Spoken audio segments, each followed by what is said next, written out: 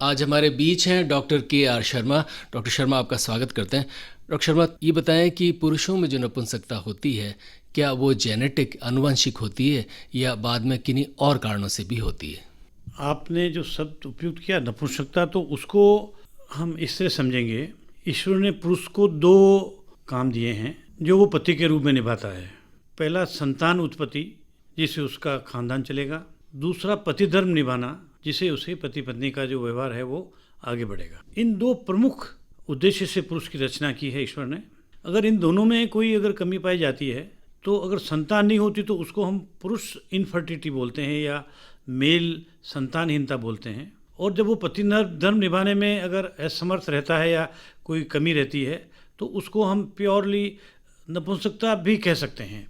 तो दोनों बड़े इंटरमिक्स या एक दूसरे पर ओवरलैपिंग चीज़ें हैं। कई बार दोनों साथ रहती है, कई बार दोनों अलग अलग रहती है। दोनों के अपने अपने कारण, अपने अपने निवारण हैं। थोड़ा सा ये बताएं कि ये दोनों चीज़ें जो आपने बताई, ये आनुवंशिक होती हैं या किन्हीं दूसरे कारणों से भी हो सकती हैं? अनुसंधान और जो वैज्ञानिक धारणाएं हैं वो ये कहती है कि इन दोनों में पुरुष निसंतानता में कुछ कारण अनुवांशिक होते हैं और अधिकांश कारण पुरुष एक्वायर करता है या पुरुष में अपने पुरुष जीवन में आते हैं। नपुंसकता के अंदर बहुत कम कोई अनुवांशिकता होती है। अधिकांश कारण उसके या तो साइकोलॉजिकल चेंजेस से आते हैं या फिर उसमें कोई न कोई ऐसी डिजीज़ या बीमारी आ जाती है, जैसे लंबे टाइम से डायबिटीज़ है या ऐसी कोई दवाई ले रहा है। इनके उपयोग से नपुंसकता बनती है। इनफर्टिलिटी पे थोड़ी सी बात और करते हैं। बताएं कि पुरुषों में इनफर्टिलिटी का क्या सिनेरियो है, और ये भी कि क्या ऐसे केसेस बढ़ते जा रहे हैं या कम हो रहे हैं, और अगर हैं तो उनके मुख्य क्या क्या कारण हैं, उनका क्या निवारण हो सकता है? इनफर्टिलिटी के लिए देखिए, वैज्ञानिकों ने एक सिद्धांत बनाया है, एक डेफिनेशन बनाई है कि जिन्होंने अपनी मैरिजेबल एज में शादी की है और उस शादी के बाद अगर वो इस प्रयास में रहे भाई कि हमारे बच्चा होना चाहिए, वो लगातार साथ रहे पति पत्नी, उनके पति पत्नी के संबंध बने रहें और वो नियमित तौर पे अपना पति धर्म निभा रहा है, ऐसी स्थिति में अगर साल भर निकल जाए तो WHO, जो हमारी एक प्रमाणिक अंतर्राष्ट्रीय संस्था है, वो उस कपल को निसंतानता की श्रेणी में ले जाती है। तो हम सिंपल भाषा में ये बोले हैं कि निसंतान पुरुष उसको कहेंगे जिसके वजह से बच्चा नहीं हुआ और 1 साल उन्होंने अपना पति धर्म निभाया। इसका टोटल परसेंटेज निसंतान दंपतियों का हमारे देश में, वैसे इसकी सर्वे करना बहुत कठिन है, ये कई कारणों पर निर्भर करता है, लेकिन मोटे तौर पे हर 11वां दंपति, अगर एक गांव में 100 घर हैं या 100 दंपति रहते हैं जो मैरिजेबल एज के हैं, बच्चे चाहते हैं, तो हर 11वां दंपति की फैमिली इनकम्प्लीट है।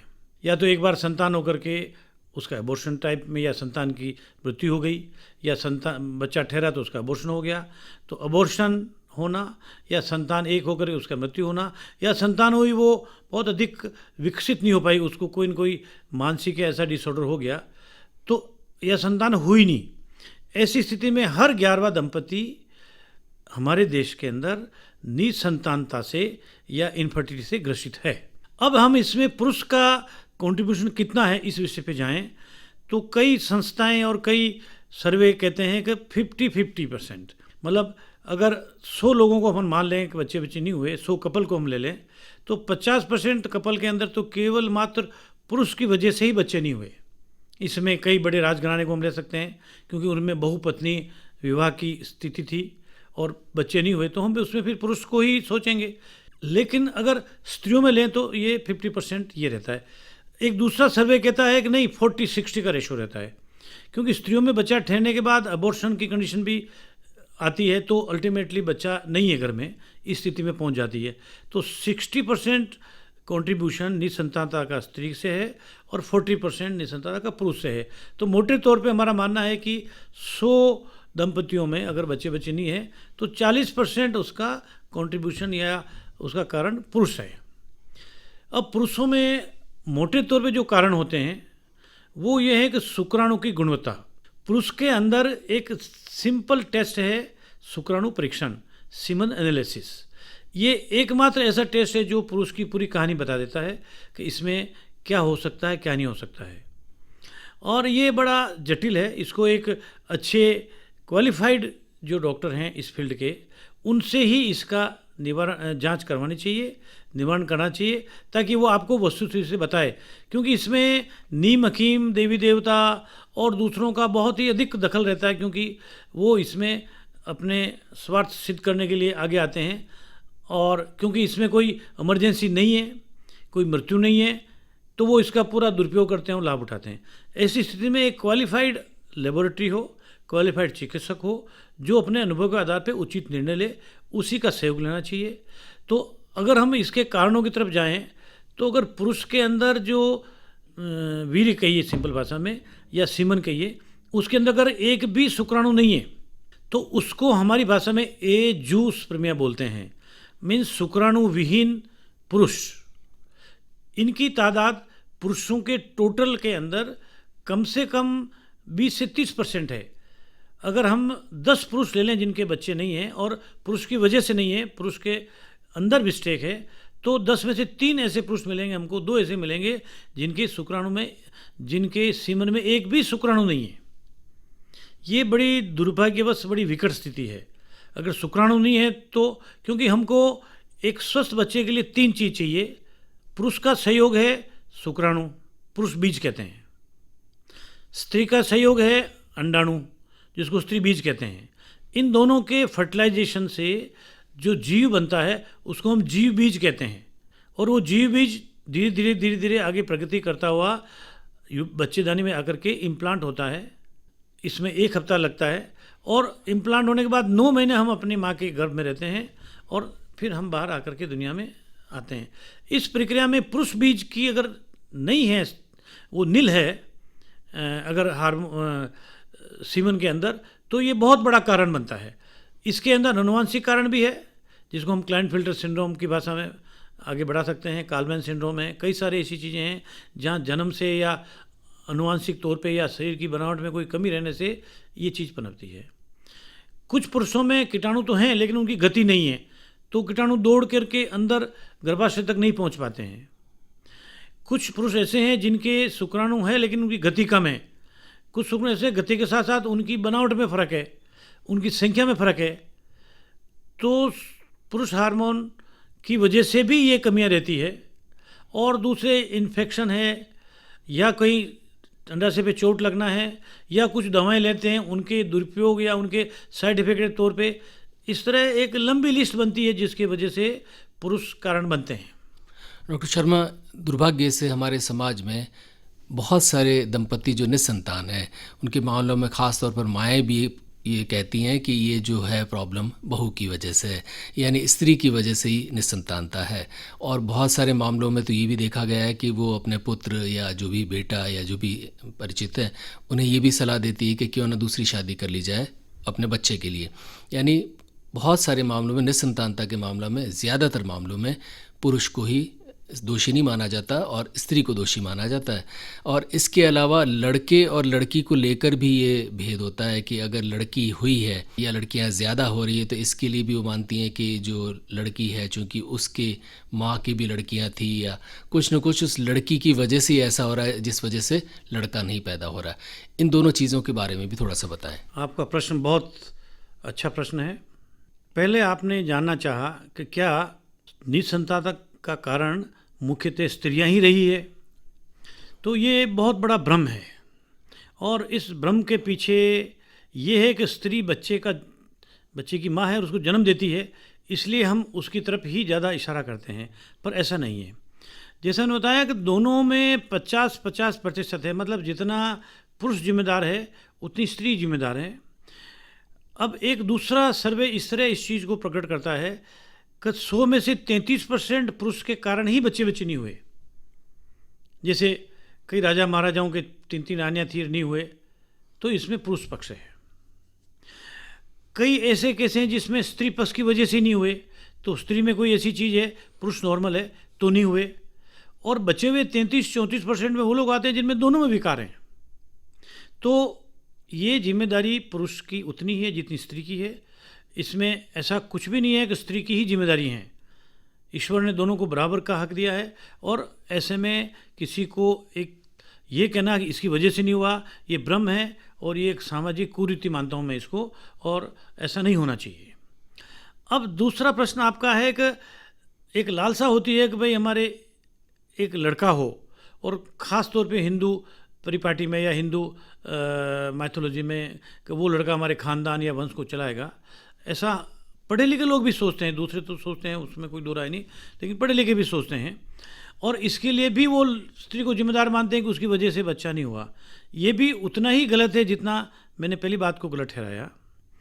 इसके अंदर मैं एक चीज़ और जोड़ना चाहता हूँ कि पुरुष शुक्राणु में एक वाई क्रोमोजोम होता है। हमारे जो क्रोमोजोम होते हैं जिससे हमारा शरीर बनता है, और जो हमारे बीज में रहते हैं, स्पर्म में रहते हैं, और जो ओवा में रहते हैं, तो एक्स क्रोमोजोम और वाई क्रोमोजोम 2 क्रोमोजोम होते हैं। अगर वाई क्रोमोजोम सक्रिय है और वो पहले जा कर के और अंडाणु को फर्टिलाइज करता है तो बच्चे का जन्म होता है, और अगर स्त्री क्रोमोजोम सक्रिय है और वो जाकर के पुरुष के भी एक्स क्रोमोजोम से फर्टिलाइज होता है तो वो जीवित बनता है और वो लड़की बनती है। ऐसी स्थिति में अगर देखा जाए क्रोमोजोम लेवल पर, तो ये जिम्मेदारी पुरुष क्रोमोजोम पे आती है कि वो वही क्रोमोजोम आपका पूरा नहीं पहुंच पाया यूँ माने, और आपको लड़के की जगह लड़की हुई है। तो इसलिए ये कतई लड़की पे स्त्री पे नहीं जाता है या पत्नी पे नहीं जाता है कि वो ही लड़की के जन्म के लिए जिम्मेदार है या लड़के के जन्म के जिम्मेदार है। मैं सोचता हूँ कि अगर इसको हम क्रोमोजोम लेवल के स्तर पर डिस्कस करें या समझें तो ये जिम्मेदारी पुरुष लेवल पर आती है। ऐसा कई जगह अनुसंधान हुआ है कि पुरुष के वीर्य को लेकर के छानते हैं और छान करके उसमें से वाई क्रोमोजोम निकालते हैं, और वाई क्रोमोजोम को फिर स्त्री गर्भाशय में छोड़ते हैं और उसमें लड़का होने के परसेंटेज बढ़ जाते हैं। कुछ चाइनीज चार्ट भी मार्केट में हैं कि इस तरह आप अगर साथ रहें तो लड़के होने की संभावना रहती है। कुछ अभी जर्मनी में बुडापेस्ट में एक रिसर्च हुई जिसमें उन्होंने डाइट तय की कि अगर आप स्त्री को 3 से 6 महीने तक एक डाइट दो जिसके अंदर पोटेशियम रिच हो और सोडियम लो हो। पोटेशियम रिच का मतलब नारियल का पानी, दाल का पानी, टमाटर का पानी, किशमिश और ऐसी चीज़ें जिसमें सोडियम पोटेशियम हो। तो सोडियम और पोटेशियम रिच और कैल्शियम और मैग्नीशियम लो, ये डाइट अगर 3 से 6 महीने अगर महिला लेती है तो उसमें संभावनाएं लड़के की बढ़ जाती है, गारंटी नहीं है। ऐसा कई जगह प्रयोग किया गया है। हमारे यहाँ ऐसा प्रयोग हिंदुस्तान में अभी तक कोई प्रस्तावित भी नहीं है और कोई स्टेब्लिश तरीके हुआ नहीं, लेकिन कई फॉरेन कंट्री में इस जिज्ञासा को ख़त्म करने के लिए मोनोवेलेंट रिच डाइट से लड़के की संभावना रहती है, डाइवेलेंट रिच डाइट में लड़की की संभावना रहती है। लेकिन ऐसा नहीं है कि वो स्त्री ही जिम्मेदार हैं, पुरुष जिम्मेदार हैं क्रोमोसोम लेवल पर कि वो लड़का हो। डॉक्टर शर्मा, निसंतानता की बात को थोड़ा सा आगे बढ़ाते हैं। वे रोग जो हमारे बदन में आ जाते हैं, जैसे डायबिटीज़ उसका एक उदाहरण है, या और भी कुछ ऐसे रोग हो सकते हैं जो हमें हुए, उनसे भी क्या निसंतानता होती है या हो सकती है? ऐसे कई रोग हैं जो हमारे शरीर में होते हैं। इन रोगों में जैसे डायबिटीज़ लंबे टाइम से हैं, ब्लड प्रेशर लंबे टाइम से हैं, कुछ दवाएं हम इनकी लंबे टाइम से ले रहे हैं, तो ये नपुंसकता को तो प्रभावित करते हैं पर निसंतानता को ये बहुत कम प्रभावित करते हैं, क्योंकि वो शुक्राणु के ऊपर आधारित है। अगर इनके शुक्राणु सक्षम हैं और आ रहे हैं तो फिर स्वस्थ बच्चा हो जाएगा। लेकिन कुछ बीमारियां ऐसी जिनको मैं आपको बताऊं जो पुरुष नपुंसकता के लिए जिम्मेदार हैं, जिन बीमारियों के अंदर पुरुष के अंदर हार्मोन्स की कमी रहती है, विशेष तौर पे पुरुष हार्मोन जिसको हमारी भाषा में हम टेस्टोस्टेरोन बोलते हैं। इस हार्मोन की कमी से पुरुष के जो हार्मोन्स की वजह से शुक्राणु बनते हैं या शुक्राणु बनने में जो हार्मोन्स उपयोग होते हैं, अगर वो कम है तो शुक्राणु की गुणवत्ता में कमी आएगी और वो कमी अल्टीमेटली पुरुष निसंतानता के रूप में प्रकट होगी या पुरुष मेल इनफर्टिलिटी के रूप में प्रकट होगी। तो ऐसे में हम अपनी भाषा में कुछ ऐसी दवाएं जैसे कीटाकनाजोल है और कुछ ऐसी दवाएं जो एंटी एंड्रोजन कहलाती है, ये दवाएं अगर निरंतर लंबे टाइम से ले रहे हैं तो इससे पुरुष हार्मोन की कमी पड़ेगी और उसमें पुरुष शुक्राणु की गुणवत्ता में कमी आएगी और वो इनफर्टिलिटी का कारण बन सकती है। कुछ तौर पे इन्फेक्शंस होते हैं जो टेस्टिस के अंदर पहुंच जाते हैं, जैसे ट्यूबरकुलोसिस इन्फेक्शन हमारे हिंदुस्तान में बहुत कॉमन है। टीबी, हम जनरली टीबी को फेफड़े की बीमारी मान के ही टॉपिक को ख़त्म कर देते हैं। ऐसा नहीं है, टीबी पूरे शरीर में समा जाती है और कई अंगों को ख़त्म करती है। उसमें टेस्टिज भी एक अंग है। अगर टेस्टिज की टीबी हो गई तो वो जो शुक्राणु के प्रवाह के अंदर जो नलियाँ काम आती हैं उनको अवरुद्ध कर देती है और वो पुरुष निसंतानता के एक बड़ा कारण बनता है।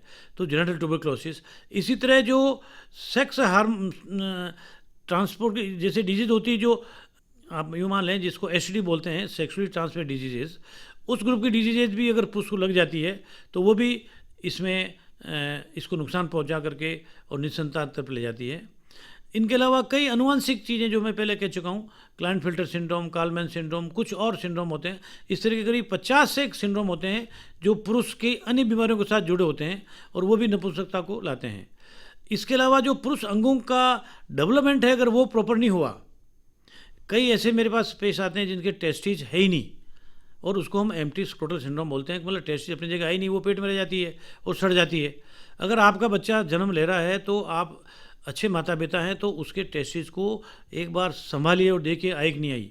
1 साल भर में अगर वो टेस्टिज पेट में पैदा होती है, पेट में से उतर करके वो अनकोश में आती है, अगर नहीं आई है तो आपकी ये ड्यूटी बनती है कि आप अपने बच्चे को जाकर के सर्जन को दिखाएं, बच्चे डॉक्टर दिखाएं कि साहब ऐसा नहीं हो रहा है इसके साथ, नहीं तो फ्यूचर में ये आपके खानदान को ख़त्म कर देगा, क्योंकि टेस्टिज सड़ जाएगी अगर वो पेट में रह गई।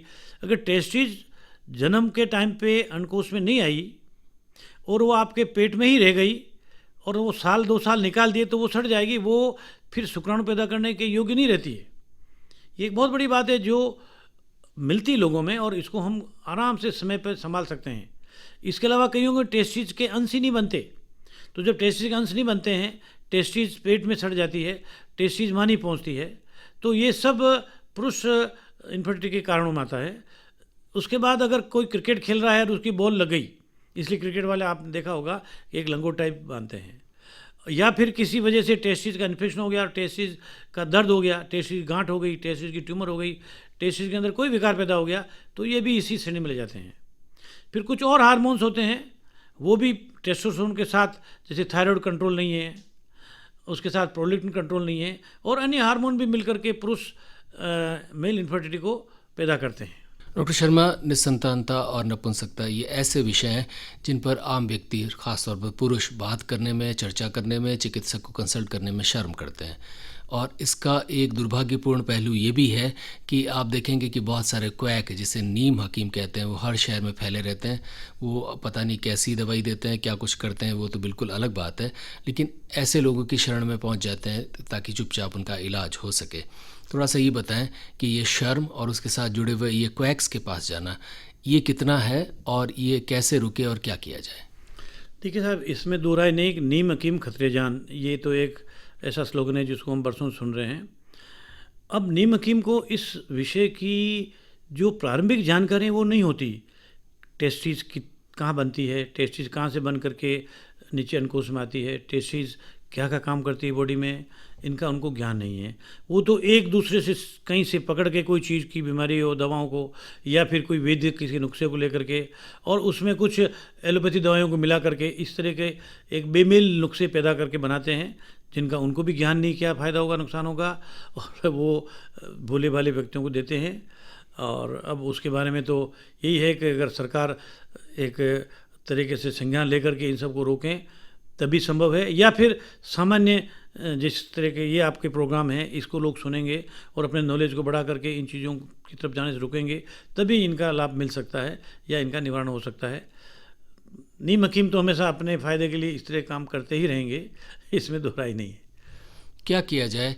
क्या क्या प्रमुख समस्याएं पुरुषों में आती है और जिसकी वजह से वे शर्म से डॉक्टर के पास नहीं जाते, और अगर ऐसा है तो क्या क्या संकेत है और उसके बाद क्या उनको चिकित्सक तक जाना ही चाहिए? संकेत ये है कि अगर शादी हो गई और शादी होने के बाद साल भर निकल गया और संतान नहीं हुई, तो तुरंत पति पत्नी को अपनी जांच करवानी चाहिए, ताकि कोई भी जो बीमारी अंदर पैदा हुई है वो लंबी नहीं चले और उसके टाइम रहते हुए निदान पर पहुंचा जा सके। एक दूसरा, अगर कोई जांच में आता है विषय, तो उसके विषय विशेषज्ञ से ही मिलना चाहिए, क्योंकि सामान्य डॉक्टर भी अपनी पकड़ उतनी नहीं रखता है कि वो आपको सही निदान तक या सही उपचार तक ले जाए। वो तो जो विशेषज्ञ समझता है वो ले जाएगा। इसमें दोनों का रोल है, इसमें दवाइयों का रोल है, इसमें ऑपरेशन का रोल है, दवाई ऑपरेशन दोनों मिला करके होने का रोल है। अब एक मोटे तौर पे मैं मानता हूँ कि कोई भी गांव में अगर ऐसा दंपति है जिसको संतान नहीं हुई, तो 25% लोग, 20% से 25% लोग तो आपके प्रारंभिक स्वास्थ्य केंद्र पे जाने से ही उसका लाभ उठा लेंगे और वो उन डॉक्टरों के निदान के क्षेत्र में आकर के दवाई लेके ठीक हो जाएंगे। अगला वो भेज देंगे आपको डिस्ट्रिक्ट हॉस्पिटल के ऊपर, 20 से 1 लोग वहाँ जा कर के ठीक होंगे और उनका लाभ ले लेंगे। फिर थर्ड स्टेज पे वो भेजेंगे आपको मेडिकल कॉलेज लेवल पर। वहाँ आने के बाद फिर 20% का इसमें और सुधार होता है, तो 60% लोग तो अपने इन ट्रीटमेंट की प्रक्रिया से गुजर के लाभ ले सकते हैं। फिर अगले 20% लोग जाएंगे फाइनल सेंटर पे, क्वाड्री सेंटर, जहाँ टेस्ट बेबी हो। यहाँ पर भी मानवपाल हॉस्पिटल में टेस्ट बेबी की संभावनाएं बनी है, क्योंकि एक नया SSB सेंटर खुला है, जहाँ संभवतः कुछ दिनों में सरकार के सहयोग से और ये स्टार्ट होकर के लाभ मिलेगा। तो 20% से 25% टेस्ट बेबी से लाभ मिलता है। इन सब के बावजूद ये मान के चलिए कि 20% लोग ऐसे बच जाएंगे जो इन सब प्रयासों के बावजूद उनको संतान नहीं होगी, ये निश्चित मान के चलिए। ऐसे में उनको समय रहते बच्चा गोद लेना चाहिए और अपना जीवन को जम्पलीट बना करके जाना चाहिए। ऐसा नहीं है कि आप इसी भरोसे रहो कि इलाज हो जाएगा। 100% इलाज की गारंटी किसी भी हमारी निसंतान की बीमारी में नहीं है। मैंने जो बताया 20 4 स्टेज के ऊपर इलाज होता है और चारों स्टेज के ऊपर लगभग 20-25-30% का सुधार होता है। लेकिन टेस्ट में भी इस फाइनल, उसमें अगर हो गया तो ठीक है, नहीं हो तो फिर अपन को एक सही समय के ऊपर एक उचित आप समझिए उम्र के बच्चे को गोद लेकर के अपनी कमी को पूरा करना चाहिए। केवल इलाज के भरोसे 100% नहीं बैठना चाहिए कि हमारा हो ही जाएगा। थोड़ी सी बात खान पान और जीवन शैली की भी करते हैं। पुरुष और स्त्री हार्मोन जो हमारे भीतर पैदा होते हैं, क्या हम कुछ खाने या पीने में कुछ ऐसी चीज़ों का ध्यान रखें जिससे वो स्वस्थ रहें या उनका निर्माण सही समय पर हो? और क्या हमारी जीवन शैली जो है वो भी हमारे एक तरह से पति पत्नी के संबंधों को प्रभावित करती है? बहुत अच्छा प्रश्न साहब। खान पान और जीवन शैली दोनों जुड़े हुए हैं। एक सबसे बड़ा है कि हम अपने खान पान जीवन शैली में ये ध्यान रखें कि हमारा वजन जो सामान्य वजन है, एक सिद्धांत है कि हमारी जो हाइट है वो इंच में कितनी है। सपोज मैं 5 फीट 4 इंच का हूँ तो मैं 64 इंच का हुआ, मेरी हाइट 60 के हिसाब से मेरा वजन 64 किलो होना चाहिए। 10% कम हो तो और अच्छा। तो जितने इंच में हाइट है लगभग उतने ही किलो का आप होने चाहिए। 10% कम हो तो अच्छा है। इसको मान करके ही चलें दोनों पति पत्नी, तो ये सबसे बड़ा है। इसमें खान पान को आप एडजस्ट करें, दिनचर्या को, घूमने को एडजस्ट करें, पर इस टारगेट को लेके चलें। अगर बेमेल आपका वजन बढ़ गया तो आपको विकार होने ही होने, चाहे स्त्री है चाहे पुरुष है। ये पहली चीज़ है। फिर हम अगर कोई तम्बाकू से लेकर के ये व्यसन करते हैं तो ये गोनेडोटॉक्सिन्स कहलाते हैं। ये टेस्टिस को डैमेज करेंगे, क्योंकि पुरुषों में तम्बाकू की परसेंट बहुत अधिक है और ये टेस्टिस डैमेज करते हैं। एक तम्बाकू के अंदर करीब करीब 2000 तक के ऐसी अवगुण होते हैं या ऐसे इंग्रेडिएंट होते हैं जो टेस्टिस को डैमेज करते हैं। तो ये निश्चित रूप से गुणवत्ता को कम करेंगे। ऐसा नहीं कि सभी में करते हैं, लेकिन कुछ को तो ज़रूर करते हैं, ये मान के चलिए, ऐसा माना गया है। फिर उसके बाद जो कोई दवाई लेवें उन दवाइयों को भी ध्यान रखना चाहिए कौन सी दवाई टेस्टिस को, जैसे कैंसर की थेरेपी है, कैंसर के ट्रीटमेंट है, वो निश्चित रूप से इसको प्रभावित करती है। तो कैंसर का इलाज करने वाले डॉक्टर इसकी व्यवस्था करते हैं, इसकी केयर करते हैं और हमको भी जागरूक होकर के इन चीज़ों को देखना चाहिए कि साहब ये ऐसा तो नहीं कर देंगे, ये नहीं कर देंगे, वो नहीं कर देंगे। तो कोई भी नई दवाई चुनने से पहले हमको थोड़ी सी पड़ताल करनी चाहिए कि टेस्टिस डैमेज तो नहीं करते हैं। टेस्टिस के ऊपर बहुत अधिक गर्म चीज़ें नहीं हो, स्पेशली जैसे जो रेलवे इंजन के ड्राइवर्स हैं, जो कहीं ऐसी जगह काम कर रहे हैं फैक्ट्री में जहाँ गर्मी ज़्यादा है, या फिर बहुत अधिक टाइट लंगोट पहनते हैं, ये चीज़ें भी टेस्टिस की मैकेनिज्म में या गुण शुक्राणु बनाने की प्रक्रिया में बाधा डालती है या नुकसान देती है। इनको इससे बचना चाहिए। खुली लुंगी पहने, जैसे साउथ का पैटर्न है, वो इसके फेवरेबल है। खाने पीने में विशेष तौर पर ड्राई फ्रूट्स काफ़ी उपयोगी हैं इसके लिए। इनमें ओमेगा 3 फैटी एसिड का अच्छा होता है और ये इसके अंदर लाभ देते हैं। अदरवाइज सामान्य डाइट बहुत अच्छी होती है, इसमें कोई बात नहीं। ड्राई फ्रूट्स को ऐड कर सकते हैं उसके अंदर। और लाइफस्टाइल में वेट को कंट्रोल करके रखिए आप, सबसे बड़ी बात ये है। और पॉजिटिव रह करके अगर लाइफ जीते हैं तो आज नहीं कल चांस बनेंगे। किसी के शुक्राणु कम है, किसी के अंडाणु कम है, हो सकता है इनको 2-3 साल लगें, पर लाभ मिलता ही मिलता है अगर हम पॉजिटिव लाइफ में रहते हैं तो। इसी लाइफस्टाइल और खान-पान के बारे में थोड़ा स्त्रियों की भी बात कर लें, क्योंकि पुरुषों की तो बात की, स्त्रियों के मामले में कौन-कौन सी चीज़ें उन्हें खानी-पीनी चाहिए, लाइफस्टाइल में क्या करना चाहिए ताकि उनके हार्मोन्स भी स्त्री हार्मोन्स। स्त्रियों के अंदर इस एज के अंदर, जिस एज में संतान चाहिए, एक नया विकार काफ़ी तेज़ी से पनप रहा है, जिसको हम सामान्य भाषा में PCOD बोलते हैं। इसको पूरी फॉर्म कहते हैं पॉलीसिस्टिक ओवरियन डिसऑर्डर्स। इसके अंदर क्या होता है, आनुवंशिकता का भी एक बहुत बड़ा रोल होता है। और स्त्री वही खाना खाती है जो घर में दूसरी स्त्री खा रही है, लेकिन इस स्त्री का वजन आनुवंशिकता के कारण बढ़ता रहता है। और अगर उसने अपनी कोई नियमित व्यायाम, नियमित योगा या नियमित कोई जिम या ऐसा कुछ प्रैक्टिस या नहीं कोई अपनाया है, तो वो वज़न बढ़ता जाएगा। और जब वो 15 से 20 साल की उम्र क्रॉस कर लेगी, तो ये वज़न और तेज़ी से बढ़ेगा। और इस तेज़ी से बढ़ते वज़न के अंदर उसको धीरे धीरे स्त्रियोचित जो उसका व्यवहार है उसमें कमी आने लगेगी और पुरुषोचित व्यवहार उसका बढ़ने लगेगा। उस स्थिति के अंदर उसकी माहवारी जो कुदरत ने हमारे को 1 महीना दे रखी है, वो 1.5 महीना हो जाएगी, 2 महीना हो जाएगी, 3 महीना हो जाएगी, इवन साल पर तक माहवारी नहीं आती। वो स्त्रियाँ भी हमारे पास आती है कि हमारे हार्मोन का क्या इम्बेलेंस है, क्या बात है। इसमें वज़न का बहुत रोल है। PCOD के 70% मामलों में वज़न ज़रूर से बहुत गुना ज़्यादा होता है। 20% मामलों में वज़न लगभग सामान्य के आसपास होता है और 10% मामले ऐसे होते हैं जिसमें वज़न सामान्य से कम होता है, लेकिन फिर भी उनको PCOD है। तो ये धारणा बनती है कि ये केवल वज़न के ऊपर ही निर्भर नहीं है, ये आपके हार्मोन्स के ऊपर भी निर्भर है, आपकी आनुवंशिकता के ऊपर भी निर्भर है। इसमें वज़न पहला इशू है कि वज़न आपका सामान्य या सामान्य से कम रहे। आपको इससे जुड़ी हुई चीज़ देखनी है कि आपको थायराइड तो नहीं है, आपको प्रोलैक्टिन हार्मोन्स का डिसऑर्डर तो नहीं है, आपके और हार्मोन्स का असंतुलन तो नहीं है, इसको देखना चाहिए। समय के ऊपर चिकित्सक से इलाज दे करके अपनी माहवारी को नियमित करने की कोशिश करनी चाहिए और उसके बाद ज़रूरत हो तो टाइम पे अपनी दवाएं लेकर के आपको अंडाणु बनाने की प्रक्रिया को तेज़ करके समय के ऊपर आपको संतान प्राप्ति करनी चाहिए। वरना जैसे जैसे उम्र बढ़ेगी PCOD अपना असर दिखाती रहेगी और भविष्य में अगर आपने बहुत ध्यान नहीं दिया तो आपको टाइप 2 डायबिटीज़ से भी ग्रसित होना पड़ सकता है। ये एक बहुत बड़ा इसका कॉम्प्लिकेशन है जिसका बहुत ध्यान रखना चाहिए। इसके अलावा स्त्रियों में ऐसा कोई अवगुण देखा नहीं गया। जो चीज़ें हैं वो हार्मोन इम्बैलेंस को लेकर के है।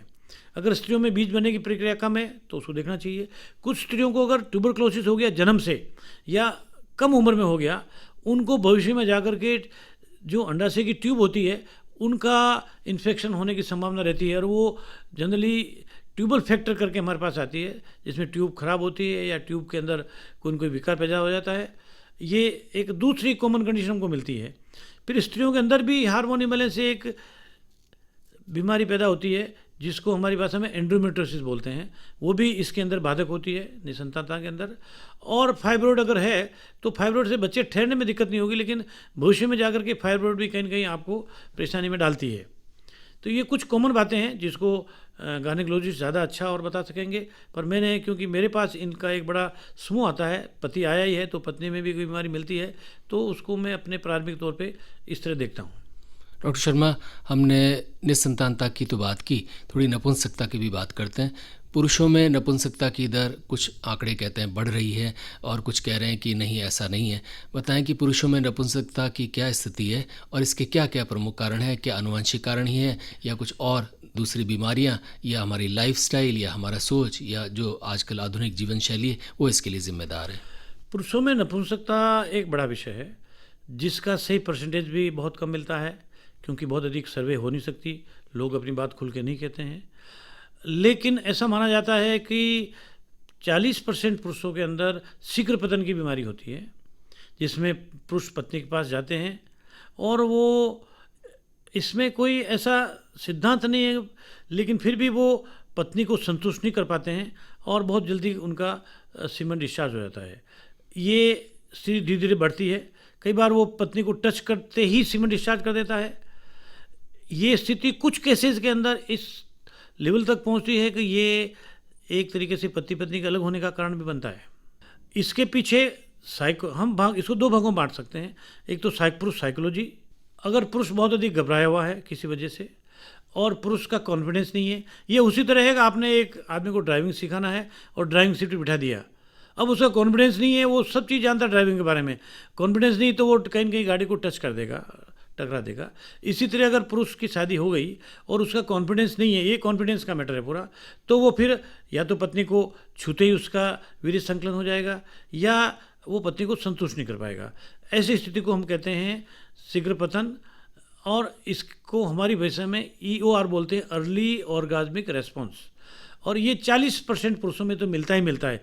इवन अगर हम डिटेल में जाएं तो परसेंट बढ़ भी सकता है इसको। ऐसी स्थिति में नपुंसकता एक आदमी का ट्रीटमेंट नहीं, ये 2 आदमी का ट्रीटमेंट मानिए आप, क्योंकि हम इस पुरुष को ठीक नहीं करेंगे तो ये तो जटिलता में जाएगा ही जाएगा, ये तो परेशान है ही है, लेकिन पत्नी भी परेशान है। इसलिए इसको हमको बहुत प्रायोरिटी में लेना चाहिए। ये एक आदमी का इलाज नहीं होकर के 2 आदमी का इलाज, यूँ मानिए इसको आप। इसके कारण में हम 2 भागों में बांटते हैं, जैसा मैंने कहा है। एक तो साइकोलॉजिकली है, आदमी को कॉन्फिडेंस सिखाना चाहिए, कहना चाहिए भाई ये सामान्य बात है। इसके अंदर एक वर्ड होता है फोर प्ले। आपको एक्चुअल सेक्स के पहले आध घंटा 15 मिनट बातचीत करके वातावरण बनाना चाहिए, जिसको फोर प्ले कहा जाता है सामान्य भाषा में। और फिर उसके बाद आपको पत्नी के साथ संभोग करना चाहिए। इससे इस बीमारी पे काफ़ी हद तक निजात पाया जा सकता है। फिर कुछ लोग क्या करते हैं कि इसमें निरोध का उपयोग करते हैं, जिससे थोड़ा इनको कॉन्फिडेंस बढ़ता है, और निरोध के लगा करके संपर्क करेंगे तो भी इनको कॉन्फिडेंस बढ़ेगा। फिर कुछ दवाइयों का रोल आता है, कुछ ट्यूब्स का रोल आता है, उनको लगाया जाए, पर वो सब चिकित्सक की निगरानी में ही होना चाहिए, वरना कई बार इनके नुकसान उठाने पड़ते हैं। इस तरह ये एक रोग है। फिर जिनको क्रोनिक बीमारी, जैसे मैंने पहले कहा डायबिटीज़ है क्रोनिक, या क्रोनिक ब्लड प्रेशर है, क्रोनिक हार्ट डिजीज़ है, या ऐसी कोई दवाएं ले रहा है लंबे टाइम से, एपिलेप्सी की दवाएं हैं, मिर्गी के दौरे की, या डिप्रेशन की ले रहा है, या कोई और बीमारी की दवाएं ले रहा है, वो दवाएं भी धीरे धीरे इन पर असर डालती है। तो इन दवाओं के हिसाब से अपने चिकित्सक से परामर्श करके एडजस्ट करना चाहिए। ये बड़े कारण और बड़े निवारण है इसके। अब दूसरा नपुंसकता में ये आता है कि पति ये कहता है साहब मैं पत्नी के पास जाता हूँ लेकिन मेरे को अंगों में तनाव ही नहीं आता।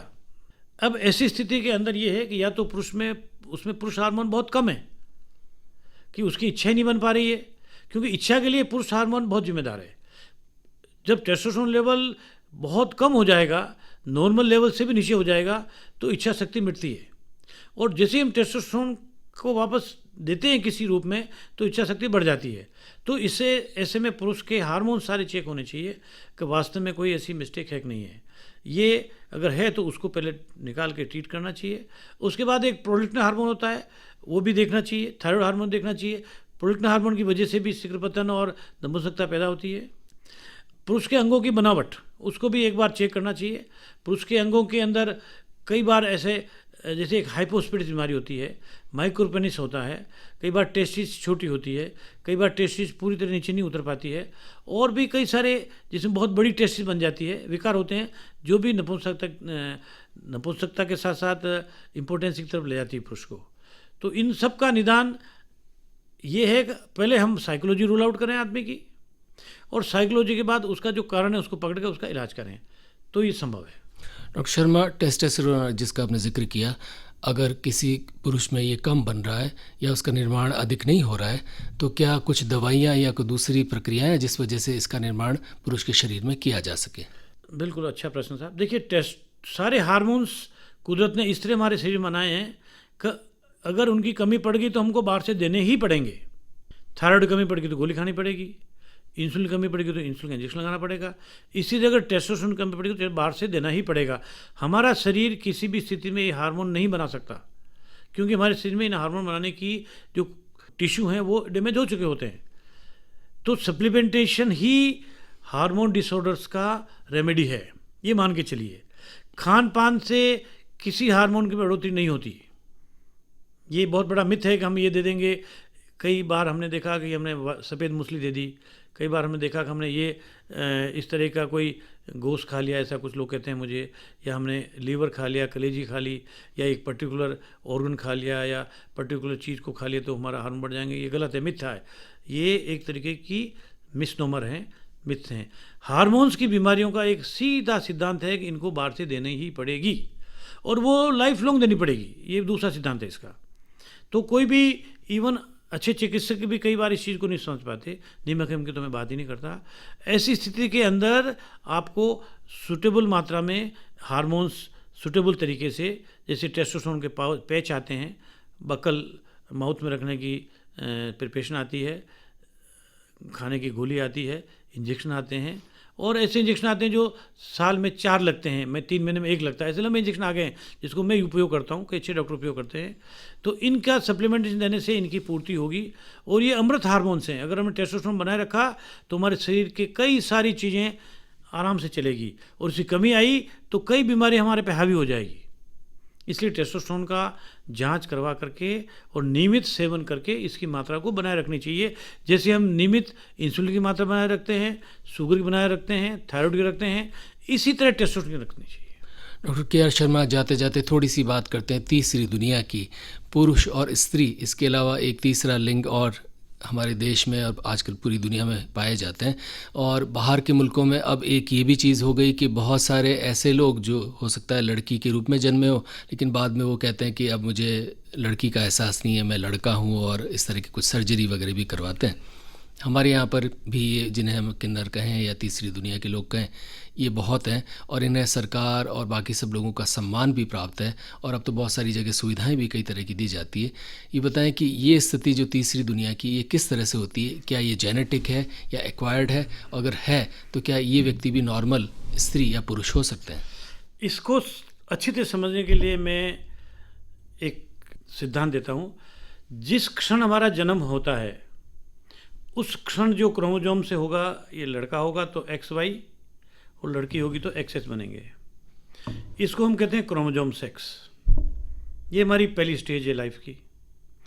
इसके 100 दिन बाद हमारे अंग बनते हैं। पुरुष में टेस्टिस बनती है, स्त्री में कोई अंग नहीं बनेगा उस वक्त।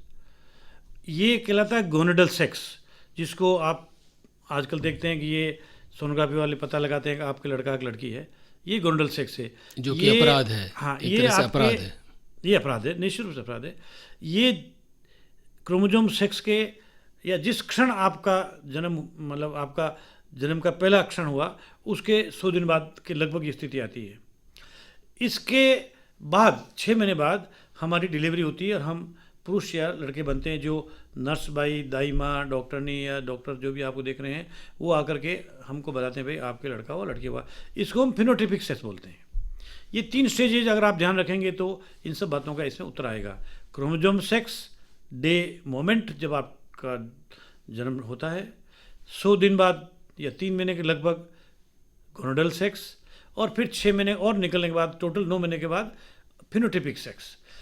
इनके दौरान अगर जो भ्रूण डेवलप हो रहा है उसमें कोई विकार आ गया तो ये ऐसी स्थिति बनती है कि उसका अंग तो लड़के का बन गया और उसमें ओवरी डेवलप हो गई, या उसके टेस्टिस छोटी बन गई और ओवरी बड़ी बन गई, या उसके दोनों अंग एक आ गए, दोनों अंग अलग अलग आ गए। ये सारे विकार इन दरमियान, यानी बच्चा जब गर्भ में तब की बात गर्भ में है, तब इनके दरमियान जो दवाइयों का साइड इफ़ेक्ट या अपने आप अनुवांशिक साइड इफ़ेक्ट या कोई इन्फेक्शन या कोई और प्रक्रिया से ये प्रक्रियाएं सामान्य न रह करके अपने पथ से विचलित हो गई, तो जो आप कह रहे हैं, जिसको हम एम्बिग्यूस जेनिटलिया कह सकते हैं, हमारी भाषा में इसको हर्मोपोडाइट्स बोलते हैं। तो हर्मोपोडाइट्स, एम्बिग्यूस जेनिटलिया वाले ऐसे लोगों का जन्म इन प्रक्रियाओं में व्यवधान की वजह से होता है। ये तो पहली बात हुई। अब हम इसको कैसे अप्रोच करें, तो इसकी जड़ हमारा क्रोमोजोम सेक्स है कि वो सबसे पहले हुआ। अगर क्रोमोजोम सेक्स में XY है तो ये लड़के के हार्मोन्स बना रहा है, लड़के का रूप ले रहा है, टेस्टिस भी होगी, तो आप कोशिश करके उसका लड़के का रूप दीजिए। अगर इसमें XX है तो ये लड़के के रूप में जाएगा, वो लड़के के हार्मोन्स बनाएगा, सब बनाएगा।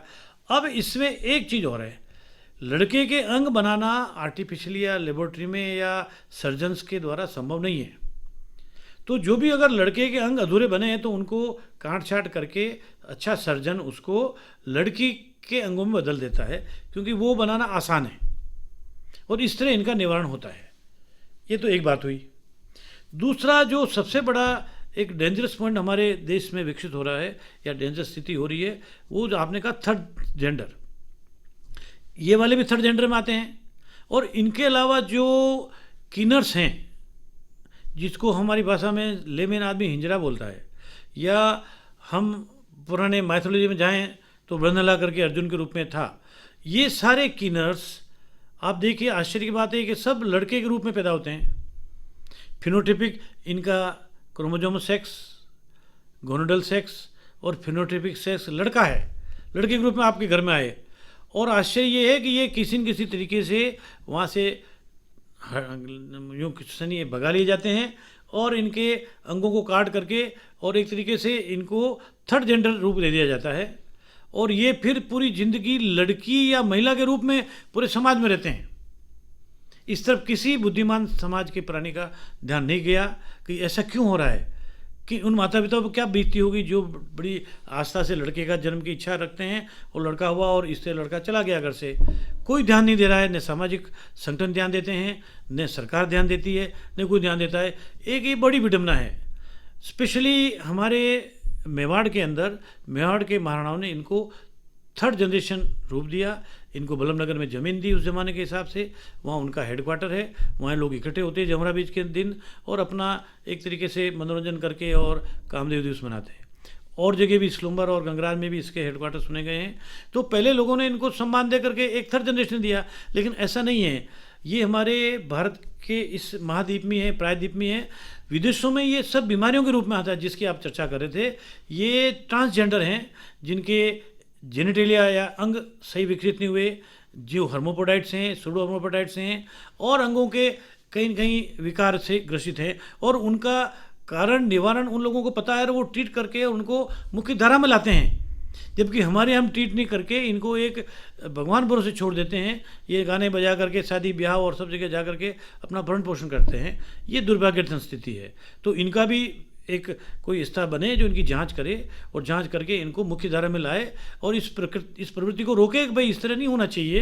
एक यंग लड़का पैदा हुआ और ज़िंदगी भर वो महिला का लेगा, एक इससे बड़ा और महापाप क्या हो सकता है। पर इसकी तरफ मैं चाहूँगा कि सब प्रमुख और बुद्धिमान लोग इस पर ध्यान दें और इस समस्या का भी निवारण होना चाहिए। डॉक्टर के आर शर्मा, जाते जाते संक्षेप में पुरुषों में निसंतानता और नपुंसकता ये अगर है तो उसे कैसे दूर किया जाए, या जीवन शैली में हम क्या क्या परिवर्तन करें? संक्षेप में पुरुषों को क्या कुछ आप सलाह देंगे जिससे वे इन चीज़ों से बचें, अगर है तो इन पर काबू पा सकें? पुरुषों को विशेष तौर पे तंबाकू सेवन पर ध्यान देना चाहिए, जो हम कर सकते हैं। ये कई विकारों से बचाएगी, नंबर एक।